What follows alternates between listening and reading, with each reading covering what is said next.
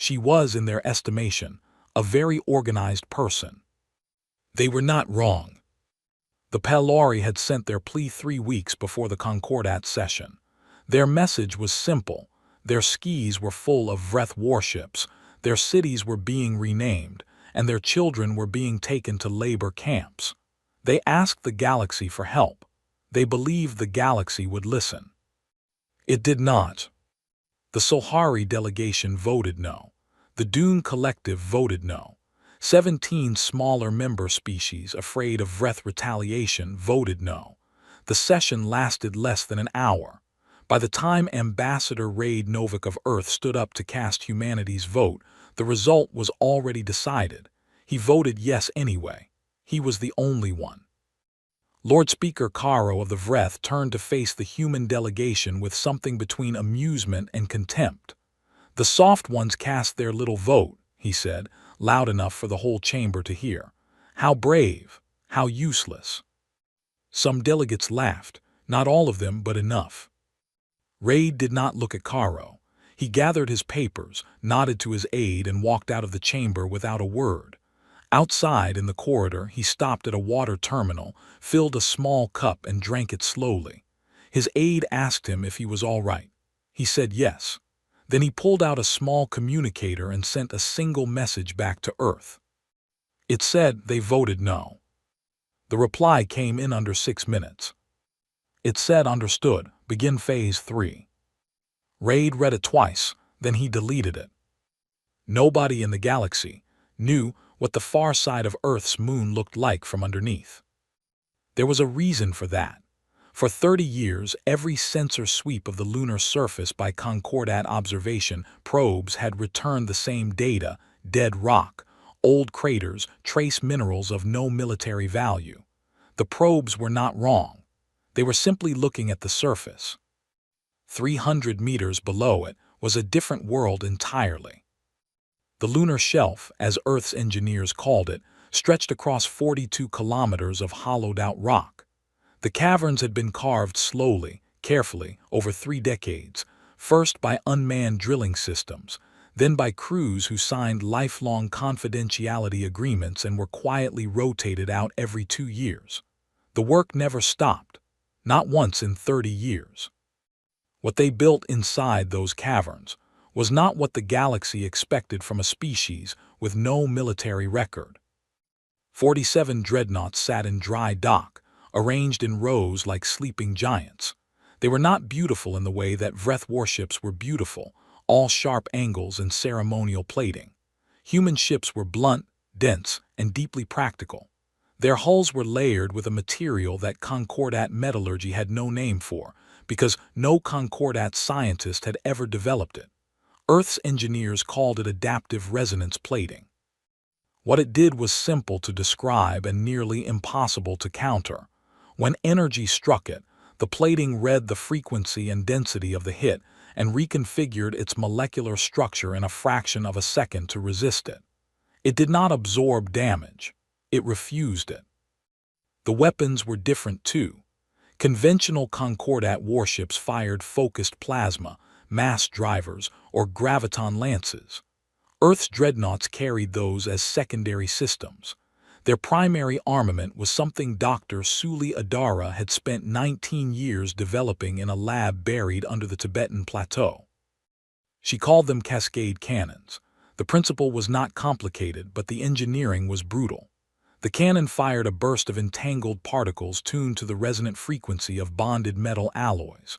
When the burst reached its target, it caused a rapid, cascading failure of structural coherence throughout the hull, not an explosion, not a breach, but a sudden and total loss of integrity.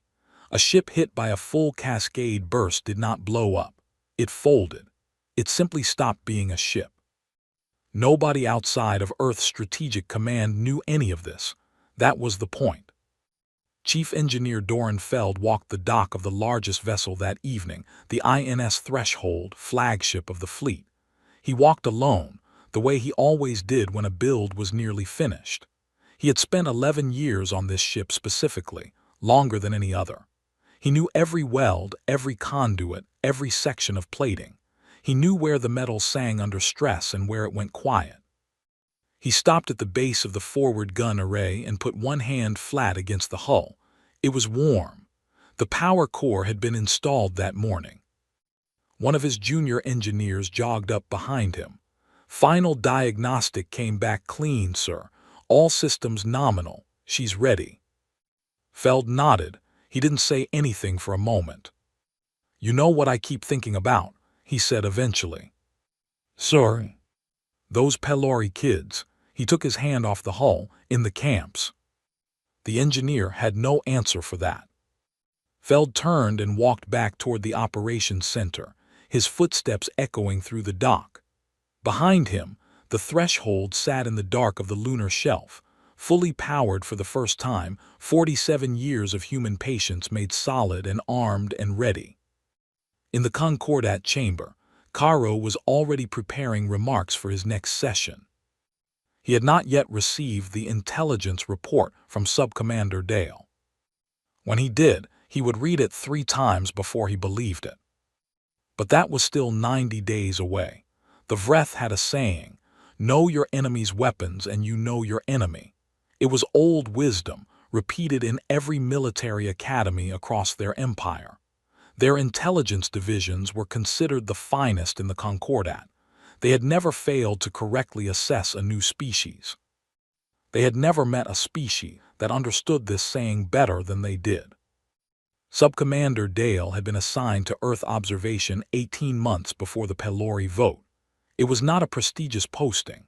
Watching a species with no military record was the kind of work given to officers who had made small errors and needed a quiet place to be forgotten.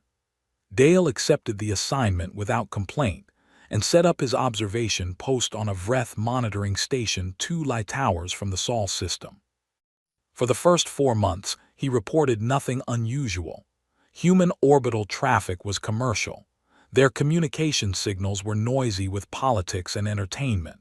Their space stations ran trade routes and mining operations.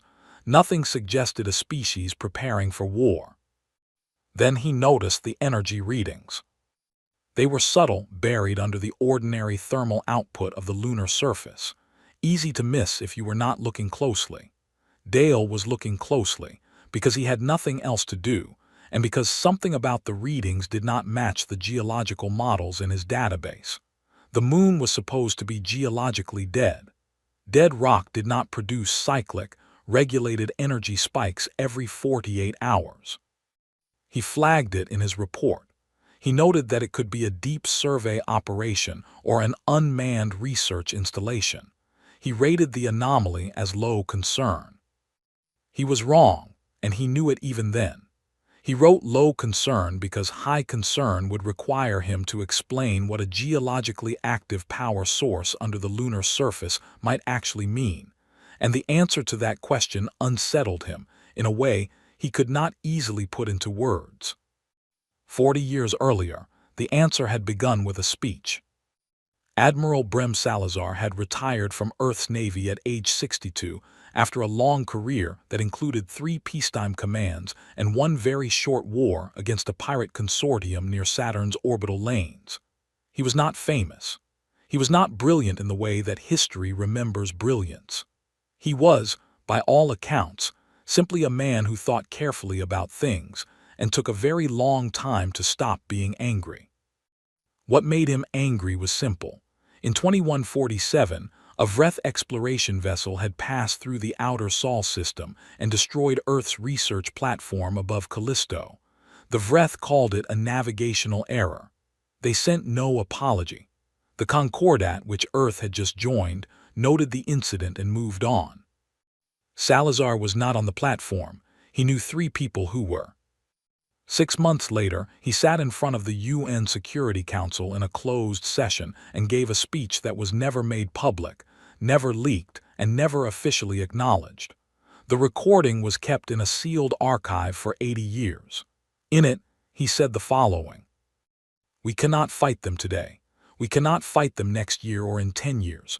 We do not have the ships, the weapons, or the knowledge. What we have is time, and we have the sense to use it quietly. We smile. We trade. We sit in their chambers and listen and say very little. We learn how their ships are built and how their weapons work. We learn what they are afraid of, and while we do all of that, we build, not in anger, not in pride, in certainty. Because one day, and it may be far from now, they will do something that cannot be ignored. And on that day we must be ready. We must be more than ready. We must be inevitable. The Security Council approved Project Warden by a vote of 14-1 that evening. The one dissenting vote was from a delegate who thought it would never work. He was not invited to subsequent sessions. Project Warden worked because it was patient and because it was invisible.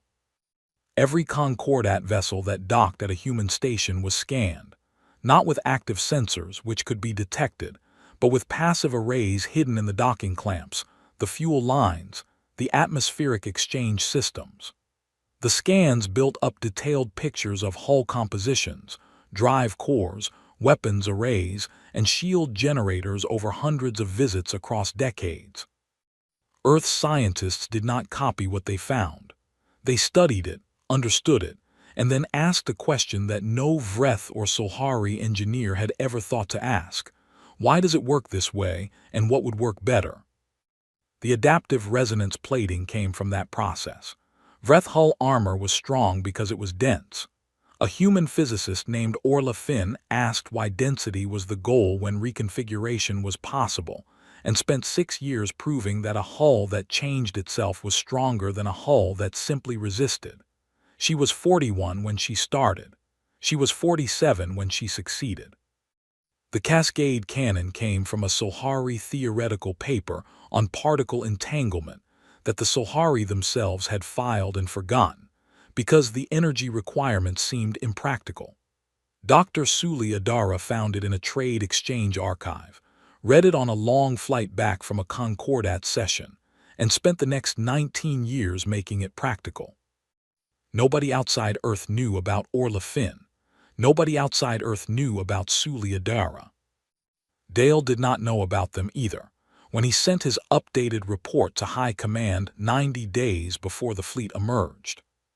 He had upgraded his anomaly assessment from low concern to moderate concern. He included a note at the bottom: recommend further investigation before any action that might provoke a human response. High Command did not act on it. They had a war to celebrate. There is a particular kind of silence that fills a room when someone says something true that everyone has been pretending is false. It is not a comfortable silence. It is the silence of people deciding how to react before they commit to a reaction.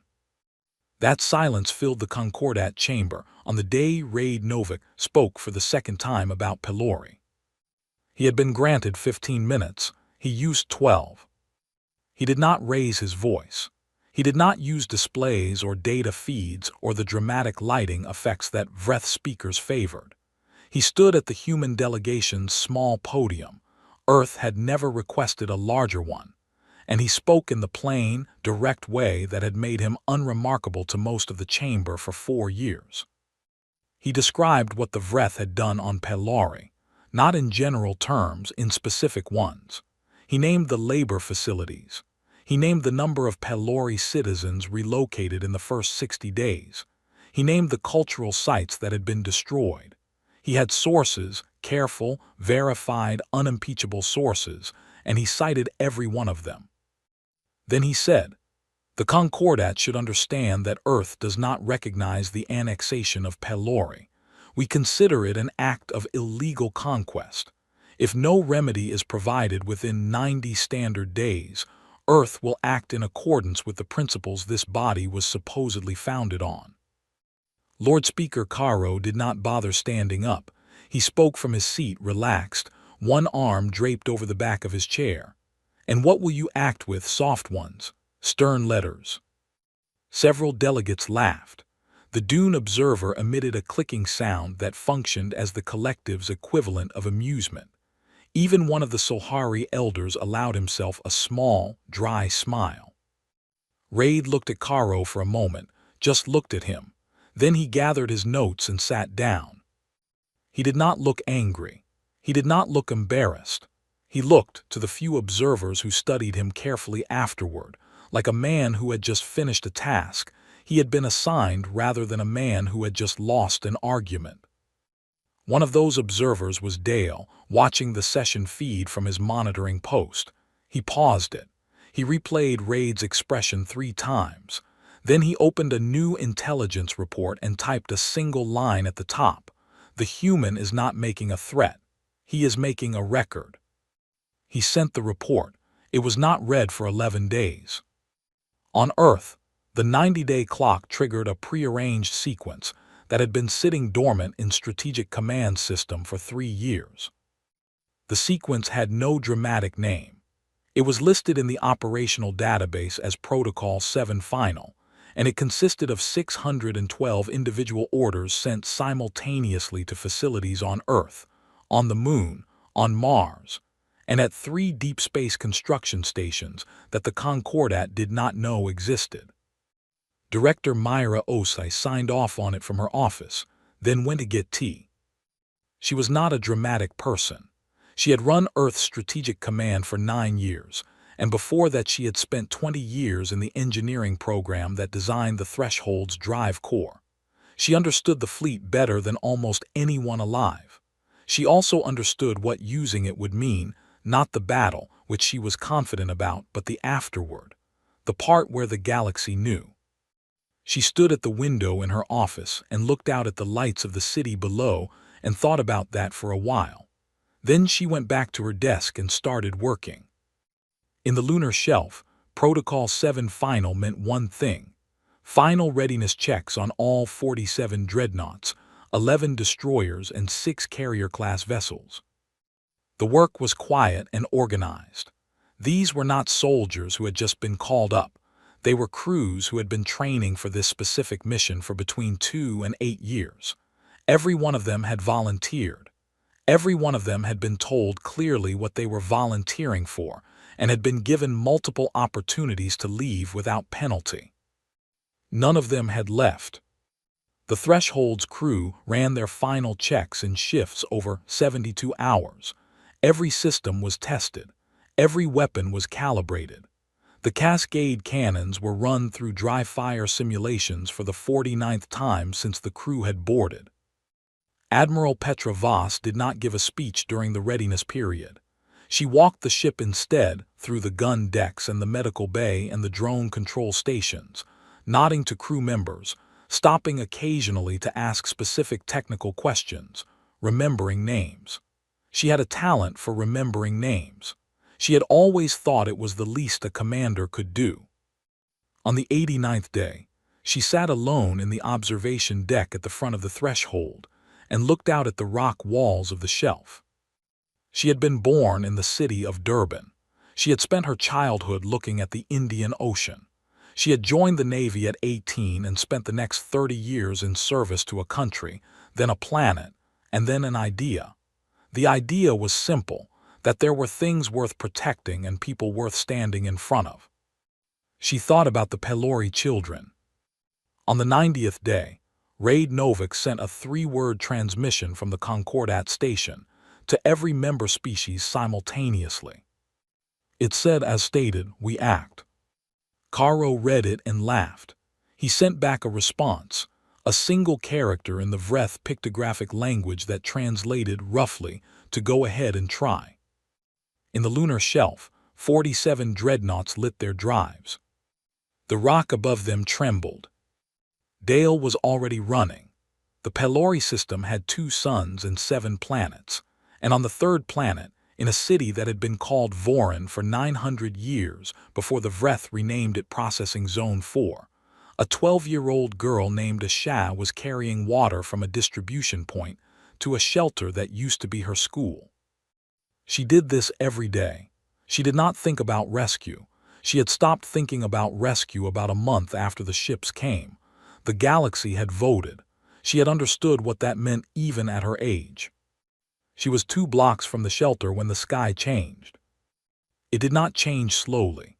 It changed the way a light turns on, one moment dark, the next blazing. 64 ships dropped out of faster-than-light travel in a precise formation above the outer edge of the Pelori system, and the energy of that emergence, Even at that distance, scattered light across the upper atmosphere in colors the planet had never seen before. Asha stopped walking. She looked up. Every Vreth soldier on the street looked up too.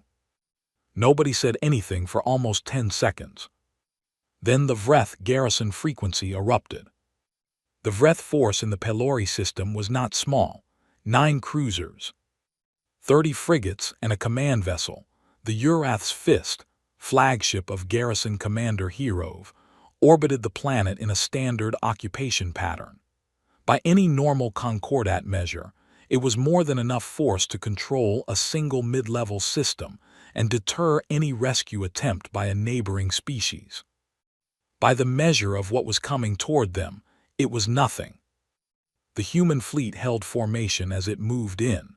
No spread, no flanking, just a straight approach, slow and deliberate.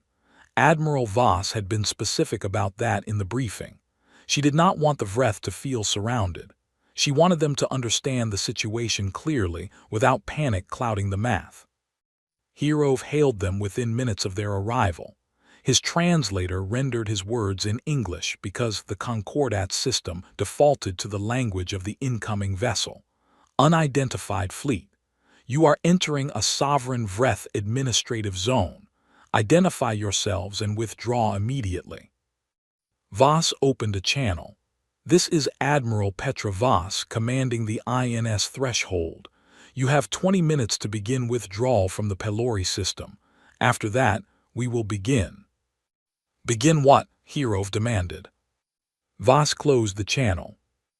On the Vreth command deck, Hirov looked at his tactical officer. The tactical officer looked back. Then the tactical officer turned to his display and pulled up the incoming fleet's hull configuration, drive signatures, and energy output. He had never seen anything like them. "Shall I contact High Command?" he asked.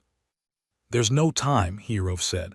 "Target the lead ship, all forward batteries." The first Vreth salvo was impressive. Hirov's 9 cruisers and the nearest 12 frigates fired together, a coordinated strike that would have destroyed most Concordat vessels before they could respond. The energy hit the Threshold's forward hull in a concentrated wave. Nothing happened. Not nothing in the sense of minimal damage.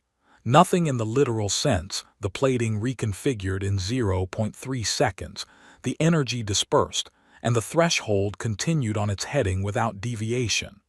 No hull breach, no system flicker, no course correction.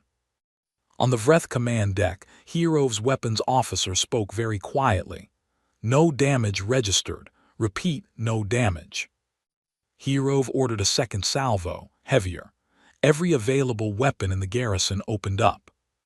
The Threshold's armor handled it the same way. So did the 4 Dreadnoughts flanking it. There was a specific quality to the silence on the Vreth bridge after the second volley. It was different from the silence before a battle. It was the silence of people who had just realized they had made a very serious error in judgment and had not yet decided what to do with that realization. Voss waited until the second salvo was finished. Then she said, "All ships, Cascade weapons free, minimum viable targets. I want them running, not dead." She was clear about that in the briefing too. The goal was not destruction. The goal was demonstration. The Cascade cannons on 7 Dreadnoughts fired simultaneously. 3 Vreth cruisers stopped being cruisers. There was no explosion, no fire.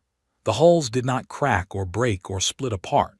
They simply lost their shape not all at once, but in a rapid sequential wave from the point of impact outward, the metal losing its coherence, the structure forgetting what it was supposed to be. The ships folded. They became something between scrap and sculpture, and then they were just drifting clouds of material in the dark. Hirov watched this. He had been a military commander for 31 years. He had seen ships destroyed in every way the galaxy knew how to destroy them. He had never seen that. "All ships," he said. His voice was very steady. That was training. Under the steadiness he was something he had not been since he was a junior officer afraid. "Break formation. Withdraw." It was the first time in recorded Vreth military history that an active garrison had ordered a withdrawal without taking significant casualties. Hierov did not care about the history. He cared about keeping his remaining crews alive. The human destroyers followed the withdrawing Vreth ships, not to engage them but to guide them, pushing them away from Pelori, toward the system's edge, closing off every avenue back toward the planet without firing another shot. It took 4 hours to clear the system. In the streets of what had been called Processing Zone 4, the Vreth soldiers set down their weapons and did not pick them up again. Some of them looked at the sky. Some of them just sat on the ground. Asha was still standing in the street with her water container when the announcement came over every broadcast frequency in the system. A human voice, speaking slowly and clearly in the Pelori language. This is the INS threshold. The Pelori system is free. Stay where you are. Help is coming. She looked up at the sky for a long time. Then she picked up her water and walked the rest of the way to the shelter. There were people there who needed it. The Concordat observation buoys in the Pelori system recorded everything.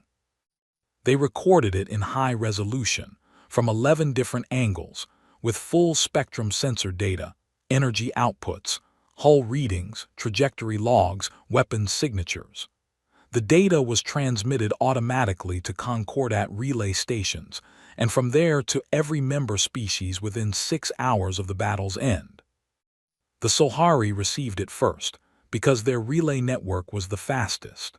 The senior analyst on duty reviewed the initial summary, flagged it as priority, and walked the data chip personally to the Elder Council's chamber at a speed that was, for a Solhari, essentially a run. The Dune Collective received it simultaneously across all of its connected minds, and for approximately 4 seconds the Collective's group signal produced an anomalous pattern that its own internal monitoring systems had no classification for. The closest translation was "we did not see this coming." The Vreth received it last, because their systems required command authentication before distributing intelligence of a certain classification level. High Commander Gath authenticated it himself. Then he sat in his command chair, in his private office, and watched the footage of 3 Vreth cruisers folding like soft material in the dark. He watched it 6 times. The emergency Concordat session was called within 12 hours. It was the fastest convening in the body's history. Every delegation attended in person, which was also unusual. Normally, half the smaller species sent remote representatives. Not this time. Nobody sat in the relaxed postures that usually filled the chamber. The Vreth delegation, which had always arranged itself to project authority, back straight, chins elevated, hands flat on the table, sat very still and said nothing in the opening period. Karo, who had laughed at Raid Novik 11 days earlier, had not laughed since he saw the footage. The session was supposed to be structured: opening remarks, data review, formal response proposals. It became something less structured almost immediately because the Solhari Elder, a being named Ven who had lived through 4 galactic-scale conflicts and was not given to public displays of anything, raised one long-fingered hand before the chair could open formal proceedings. "I have one statement to make," Ven said, "and then I will listen." The chamber went quiet. What humanity has shown us today is not simply a fleet. A fleet can be built by many species. What is significant is what the fleet represents: 30 years of silence, 30 years of deliberate concealment, 30 years of watching and learning and preparing without a single premature action. Ven paused. In 3,000 years of recorded Concordat history, no species has done this. Not once, not even us. Another pause. That is what we should be discussing, not the ships, the patience. Nobody responded for almost 8 seconds. Then everyone responded at once. Dale did not attend the Concordat session. He was on a fast transport back to Vreth High Command, where he had been summoned by Gath directly. He had not slept in 30 hours. He had spent most of those hours reviewing his own reports, reading his own words and thinking about what he had missed and why. He had missed the power readings. He had upgraded them to moderate concern and let someone else decide. That was the first mistake. But the deeper mistake was the one he had made before he ever filed a single report. He had gone to Earth looking for weapons. He had looked at their orbital stations and seen no weapons platforms. He had looked at their fleet registry and seen commercial transports. He had looked at their public communications and seen politics and entertainment. He had seen a species that looked soft and concluded it was soft. It had not occurred to him to ask a different question. What would a species look like if it was pretending to be soft? He was still thinking about that when his transport docked at the High Command Station. He was escorted directly to Gath's private chamber, no waiting, no administrative processing. That told him something. Gath was not angry. If he were angry, Dale would have been left in a waiting room. Gath was sitting behind his desk when Dale entered. The room was dim, the way Gath preferred when he was thinking carefully. On the desk was a single screen showing a still image, the threshold, caught by an observation buoy at the moment it fired its cascade weapons, the barrel arrays lit with a light that had no Vreth equivalent. "Sit," Gath said. Dale sat. "You flagged an anomaly," Gath said, "twice. You rated it moderate concern." "Yes." "Why not high concern?" Dale was quiet for a moment. "Because the evidence was indirect. Because a high concern rating would have required me to explain what I suspected, and what I suspected seemed too large to be true." Gath looked at the screen. It was too large to be true, and it was true anyway. He turned back to Dale. "I am not punishing you. Your error was not unique. Every intelligence officer in this building made the same mistake. I made it too. I want to know why." Dale had been thinking about exactly this for 30 hours. "We looked for weapons, Commander. We checked their docking stations, their orbital platforms, their registered vessels. We looked for the things we would build if we were preparing for war. And they built somewhere we weren't looking. Underground. Literally underground. Not because they couldn't put the ships in orbit, they clearly had the capability, but because they understood that visible preparation is a provocation and they did not want to provoke. They wanted to wait until the waiting was finished." Gath said nothing. "We looked for weapons," Dale said. "We should have looked for patience. Patience is the most dangerous weapon a species can have, because you cannot see it until it is too late to respond to it." The silence in the room lasted a long time. Then Gath said, "Find out what else we missed." Back in the Concordat chamber, Raid Novik had still not spoken. He let the chaos run for 2 full hours before the chair called on the human delegation. Then he walked to the podium and set down one sheet of paper. "This is Earth's fleet registry," he said. "We are submitting it to the Concordat for the first time today." He read out the numbers, 64 vessels, full technical specifications. Then he said, "The last line reads, there are more." He picked up his paper and sat down. He did not say what more meant. He did not say how many more, or where they were, or what they carried. He did not need to.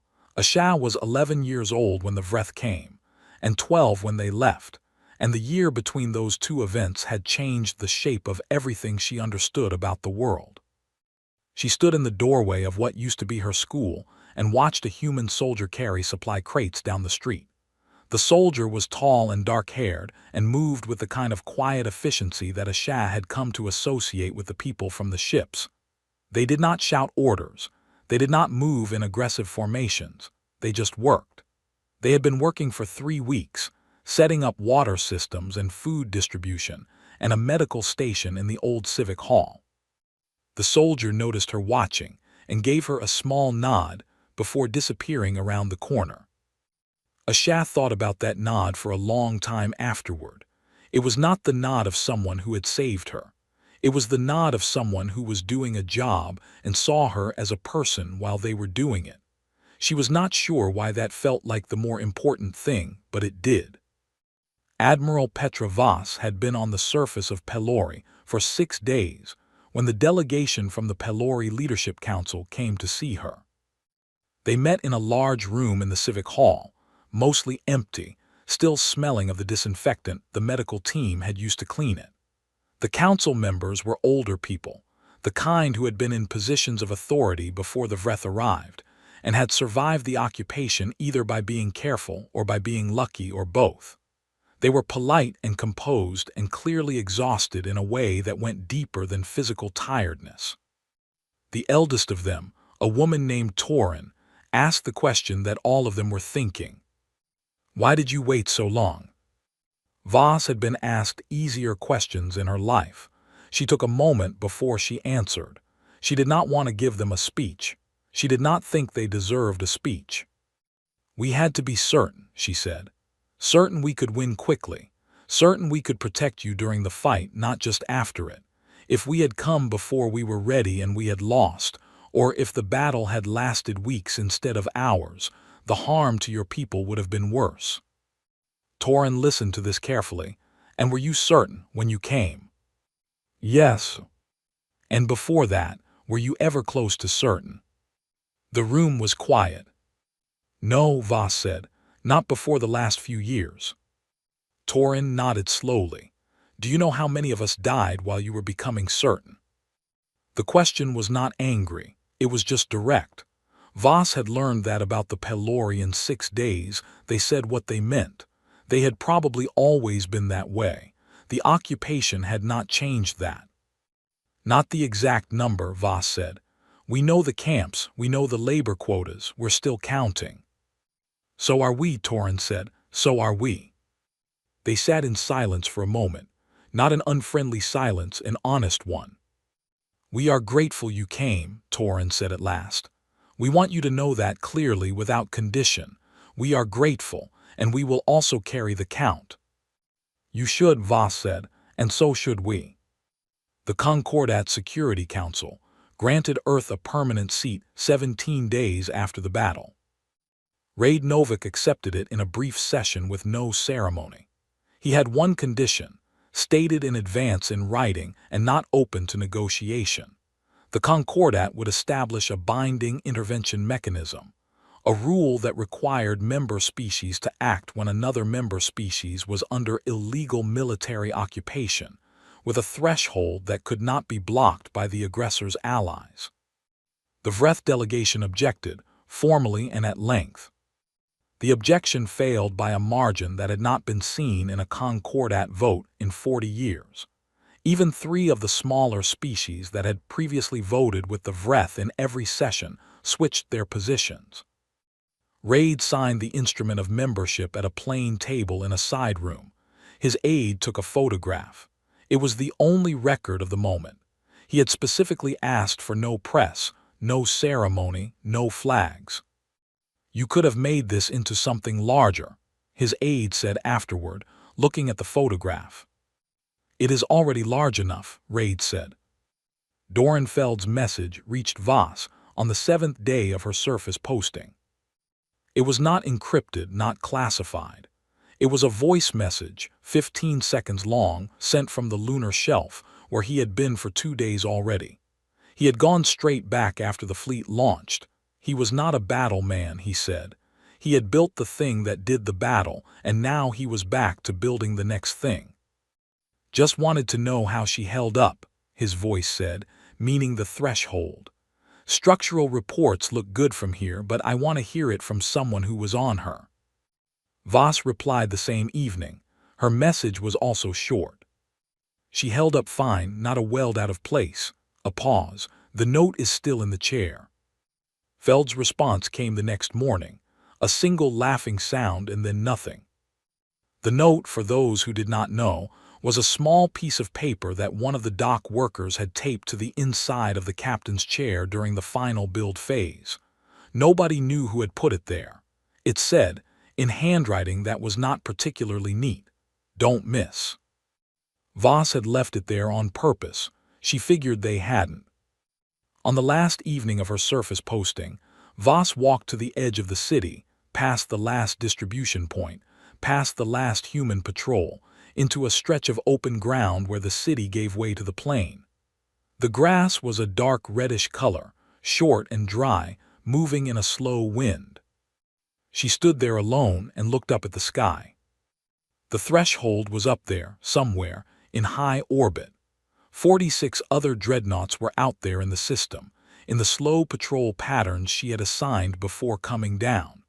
They would stay until the Pelori Security Council said they were no longer needed, and not one day longer. That had been her order. Not Earth's order, not Concordat protocol, her order. She was clear about the distinction. Humanity had spent 40 years building the capacity to make a choice like this. The choice, she had decided, was always going to be the harder part. The galaxy had spent 40 years deciding what humanity was. Humanity had spent 40 years deciding what it would become. Both of them, in the end, got their answer.